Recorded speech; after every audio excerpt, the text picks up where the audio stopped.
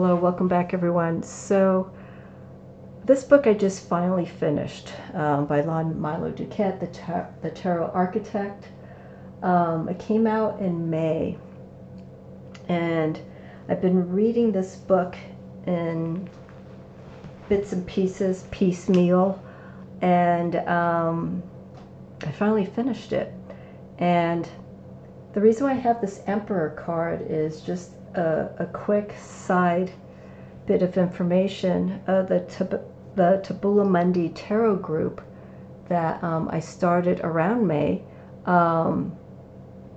we began working with the Minor Arcana, and we worked in the order of the Wands, Cups, Swords, and Discs, and we went through all the major arcana archetypes that are associated with the decans.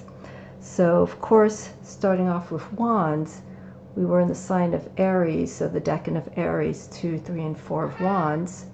Thank you, Spirit. We start off with the Emperor.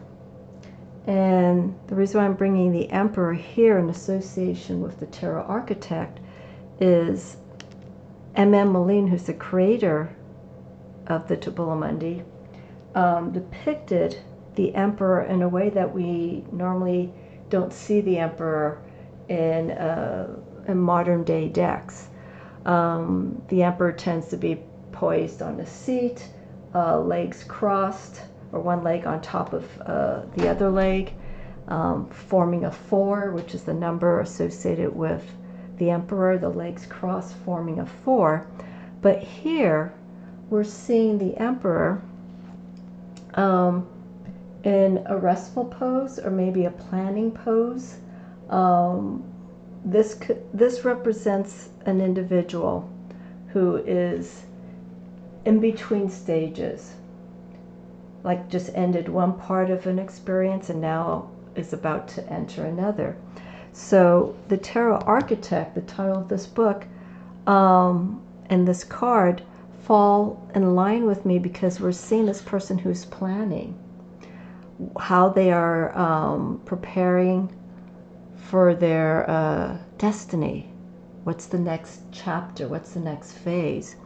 And so I'm not going to go into the full nuances of this card, but we're seeing the influence of Venus, the Emperor, in this deck, which is the co-partner for the Emperor.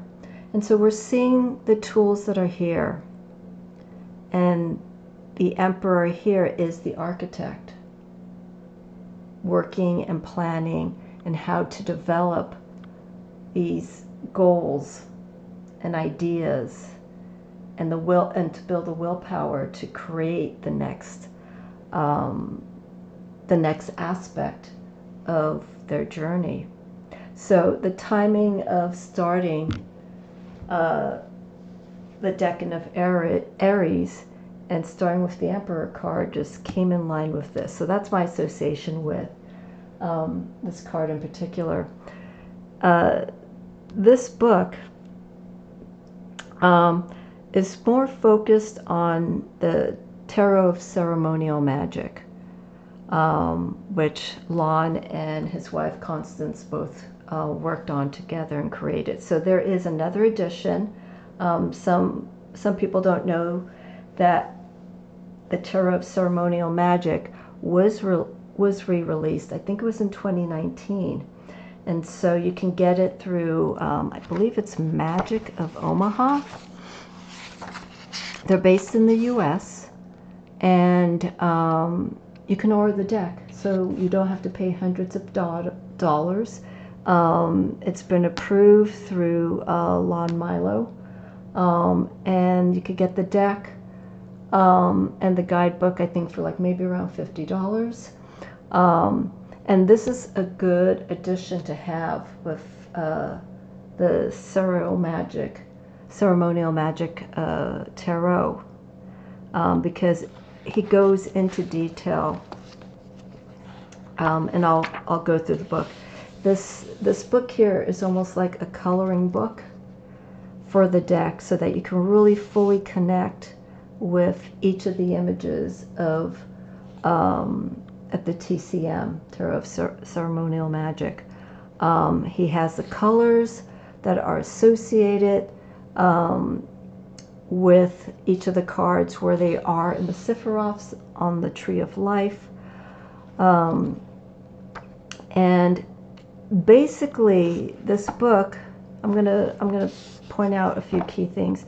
The Tarot Architect is basically us and how we can connect with the tarot deck by actually physically creating your own tarot deck.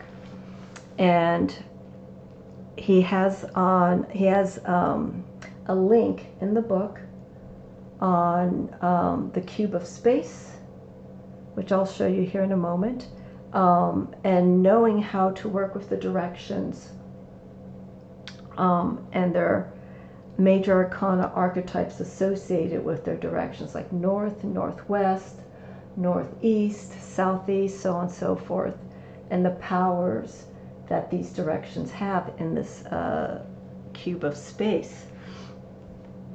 And so this is part of the process of the architect when working with the tarot, physically starting from scratch. And if you don't want to color in the book, he does have this PDF file that you can download and print out individually and cut out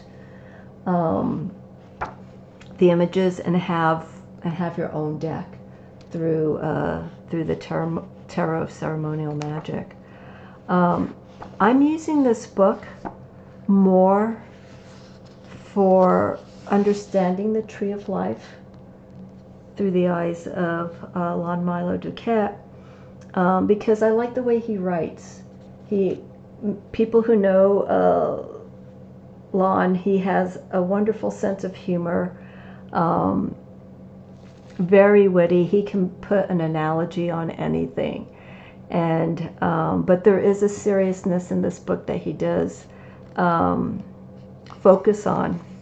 And he wants us to really focus on the meditation of these cards and exercises that are within this book, so that we can spiritually and physically connect with the tarot. Now, buying this deck or buying this book doesn't mean that you have to use the Tarot of Ceremonial Magick. But if you already have this deck or you're thinking about getting it, there is a guidebook for it, but this is an extension. This is almost like a textbook of sorts for the TCM.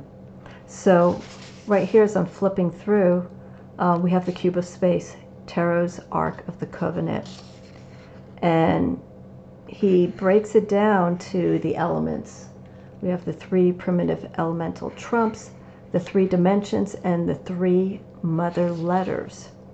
And there's all exercises that are done to connect and build this cube of space, whether it's physically, like on paper, or just energetically through movement. We have the exercises of visualization, facing a certain direction to bring in the energy of the north, flipping around and bringing in the energy of the south. In a sense, it's almost like the banishing of the pentacle, but in this sense, we're working more with the elements of the cube of space.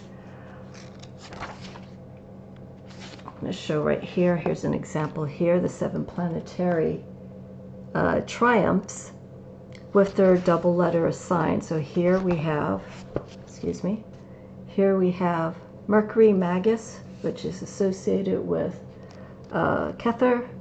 We have Jupiter here on the west.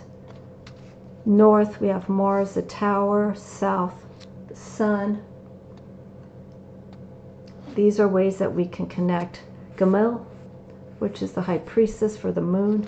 These are ways that we can connect with these energies. So there's different exercises in here. And here we have our cube of space. So it's a book for those who really want to, deepen their practice. And as I'm moving and growing more with the esoteric meanings of the tarot, this book is wonderful because gives me the Hebrew names and letters and how to invoke and how to evoke these energies. I can use this when it comes to consecrating decks and working with the power elements. Here is the cube of space. Okay, and so within this book, as I mentioned, there's a link, and I'll put the link in the description, and you can print this out and just create it. And we have the different directions. It's kind of hard to see here, like the north wall, the south wall. Okay, so it's open face. So once you build it and you fold in the tabs or whatnot, you'll have a cube more or less like this. You could go online and type in cube of space and you'll see a virtual depiction of this. But if you want to really connect with these energies and the directions of the cube of space, this is a great way to do this. Okay. He talks a little bit about where the tarot came from. He does have a memorial page in honor of Rachel Pollack, who passed away 2 years ago. She just had a birthday about a month ago. So we have this dedicated to the late Rachel Pollack, and we have Mary K. Greer. She does a wonderful foreword to this book. Okay, I'm not going to go into the full details because this, you know, when you read a book like this, that's as informative and has so much information involved, you almost have to go back to it again, you know, and explore it and pick out different aspects from the book, you know, to apply for your own practice. Let me move forward. So again, he breaks down, we have the mother letter trumps. The mother letter trumps are the three primal elements: air, water, fire, and spirit. The Fool is associated with air. You can see here. Fool is associated with air. The Hangman with water. Sorry for the camera shadow there. And Eon, which is also known as judgment, for fire and spirit. In the Tabula Mundi study group, we're going to start working with the major arcanas and connecting with these elements, and also of the 7 traditional planets. So this is a good reference that I've been working with to understand just the basics, the overall elemental powers and placements on the tree of life for our study group. We have the universe, which represents Saturn, primal earth. Okay, earth is encompassing all the energies of fire, water, and air. And then we start the cycle again. And here's our Fool, primal air. We have the double letter trumps. Okay, these are for the 7 traditional planets. And those are Mercury, Luna for the moon, Venus, Jupiter, Mars, Sun, and Saturn. And their corresponding major arcana archetypes. So it's very straightforward. It's very basic. Some of the exercises, I'll go back. We have calling in the 4 worlds. Some meditation, Yod-He, Vod-He. Just to give a brief overview. For the 4 worlds, sitting in a chair or sitting in a comfortable position, you clap 4 times and gaze for a moment upon the Ace of Discs. Okay, so there is a lot of stillness with each of these cards as you invoke their energy in, and there's different ways of connecting with this. Open your eyes, touch the chair upon which you are seated. Just feel really connected to every aspect of where you are. It's a form of grounding.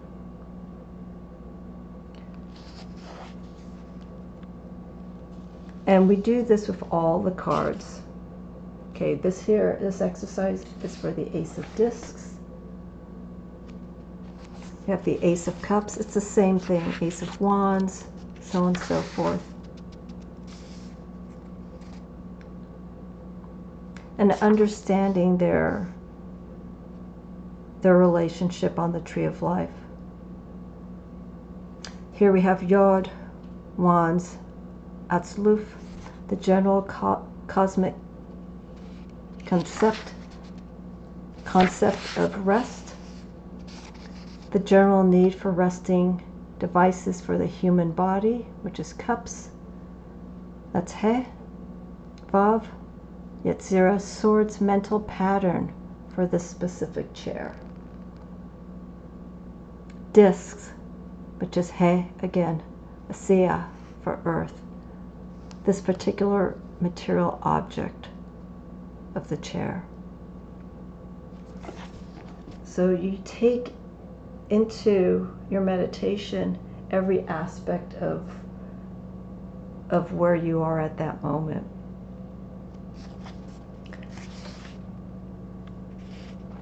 It does include the Tree of Life, very detailed.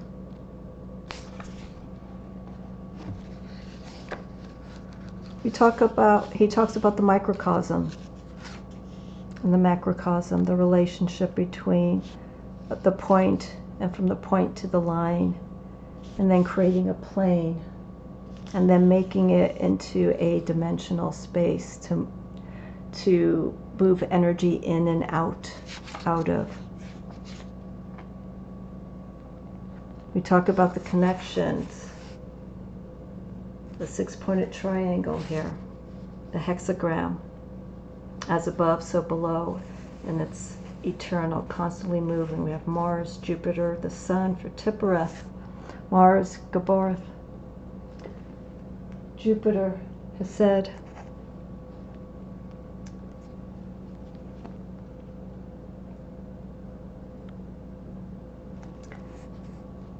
Venus, Mercury, the Moon, and of course, Malkuth. Understanding the planetary relationships to all of these. So it's a wonderful way just to get introduced to working with the Tree of Life and connecting it with the tarot. Okay, but a good chunk of this book is tied in with the imagery of the TCM. And it gives the position of where on the cube of space the major arcana and the rest of the cards are associated with. The Devil, Lord of the Gates of Matter, Child of the Forces of Time. Again, also we have the astrological associations. This is a wonderful deck, whether you're going to color it or not. I'm not going to color in it. And again, different exercises using the energy of earth, air, fire, water, the elements.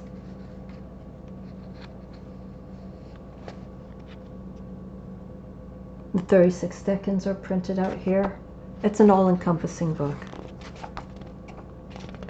And then in the back, just want to show really quickly, we have, looks like we have about 8 forms of meditation here and exercises. I haven't done this exercise yet, the House of Cards, because it involves using all 78 cards of your tarot deck. But this is how we connect. It's basically doing a grand tableau reading, but in the shape of a house. And this is wonderful because it allows us to see the cards in their order. We have 2, 3, 4 of Wands, 5, 6, 7 of Discs in their deck emplacements, the Ace of Wands, Cups, Swords, and Discs. 2, 3, 4 of Swords.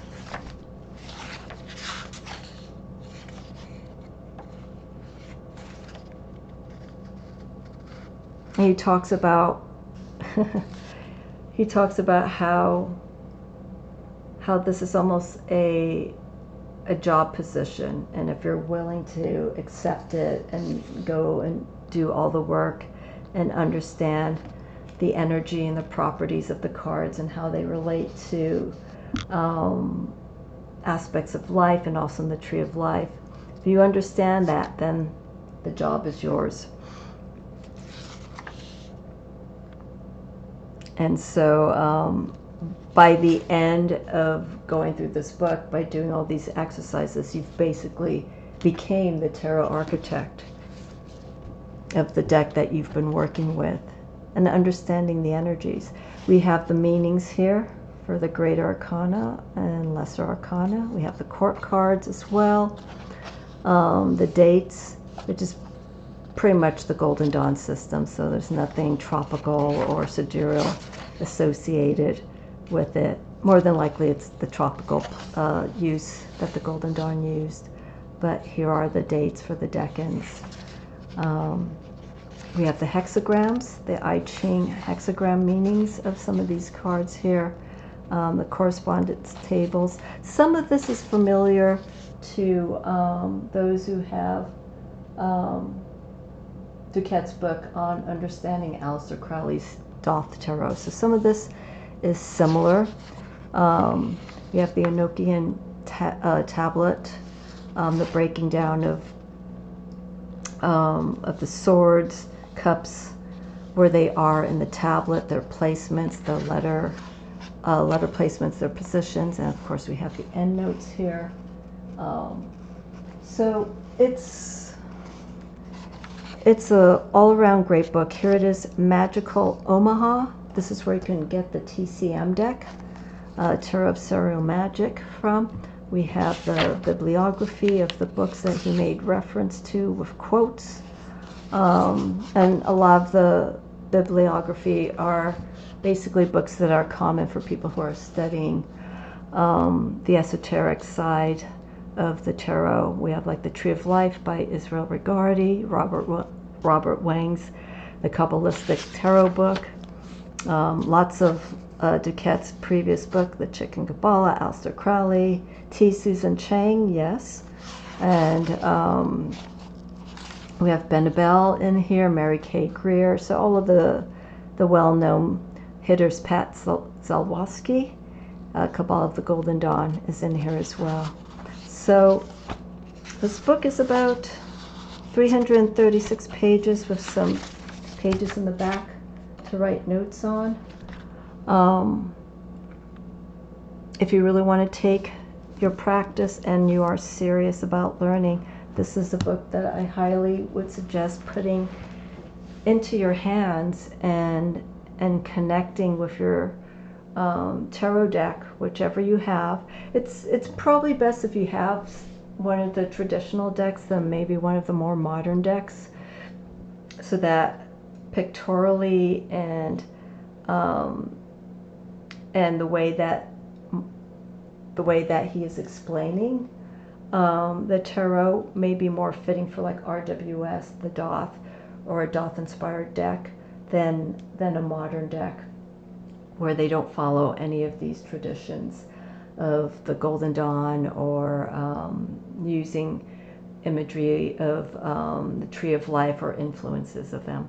So how to become the master builder of your spiritual temple.